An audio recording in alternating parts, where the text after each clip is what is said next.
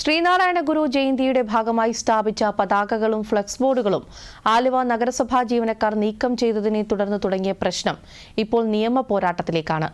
മലിനജല ശുദ്ധീകരണ പ്ലാന്റിലേക്കുള്ള പ്രവേശന റോഡ് ആശ്രമാധികൃതർ ഗേറ്റിട്ട് പൂട്ടിയതോടെ പ്രശ്നം കൂടുതൽ ഗുരുതരമായിരിക്കുകയാണ്. 21ാമത് ശ്രീനാരായണ ഗുരുദേവ ജയന്തിയോടനുബന്ധിച്ച് അദ്വൈതാശ്രമ മതിലിൽ ശ്രീനാരായണ ഗുരു ജയന്തിയോടനുബന്ധിച്ച് സ്ഥാപിച്ച പതാകകളും ഫ്ലെക്സ് ബോർഡുകളും നഗരസഭാ ജീവനക്കാർ നീക്കം ചെയ്തതിനെ തുടർന്നുള്ള തർക്കമാണ് ഇപ്പോൾ നിയമ പോരാട്ടത്തിലേക്ക് എത്തിയിരിക്കുന്നത്.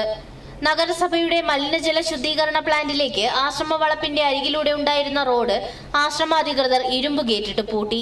ഇതിനെതിരെ കോടതിയെ സമീപിക്കാൻ ഒരുങ്ങുകയാണ് നഗരസഭ. നഗരസഭയുടെ ആസ്തി രജിസ്റ്ററിൽ ഉൾപ്പെട്ട റോഡാണ് അടഞ്ഞുകിടക്കുന്നതെന്ന് അധികൃതർ പറയുന്നു. ഇവിടെ നഗരസഭ നേരത്തെ ആർച്ച് സ്ഥാപിച്ചിരുന്നു.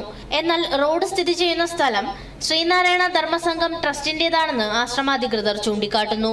സ്ഥലം നഗരസഭയുടെ ആസ്തി രജിസ്റ്ററിൽ ഉൾപ്പെടുത്തിയത് ആശ്രമ അധികൃതരോ ട്രസ്റ്റ് ഭാരവാഹികളോ അറിയാതെയാണെന്ന് അദ്വൈതാശ്രമം സെക്രട്ടറി സ്വാമി ധർമ്മചൈതന്യ പറഞ്ഞു.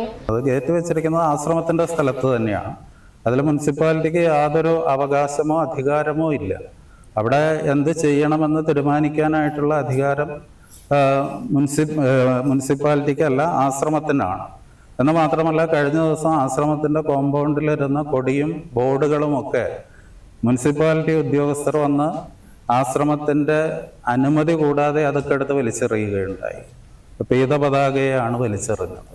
അതിലൊക്കെ ഇവിടുത്തെ പൊതുജനങ്ങളുടെ ഇടയിൽ എല്ലാ ഭേദചിന്തകൾക്കും അതീതമായിട്ട് എല്ലാ രാഷ്ട്രീയ പാർട്ടിക്കാരും ഉൾപ്പെടുന്ന വലിയ പ്രതിഷേധം ഇവിടെ നടന്നു SNDP യോഗത്തിന്റെ നേതൃത്വത്തിൽ.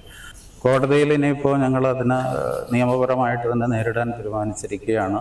കഴിഞ്ഞ ദിവസം ആശ്രമം ജീവനക്കാരന് നേരെ വധഭീഷണി മുഴക്കിയ സാഹചര്യത്തിൽ പോലീസിന്റെ നിർദ്ദേശപ്രകാരമാണ് റോഡിൽ ഗേറ്റ് സ്ഥാപിച്ച് പൂട്ടിയതെന്നും ആശ്രമ അധികൃതർ വ്യക്തമാക്കി. ദൂരദർശൻ ന്യൂസ്, എറണാകുളം.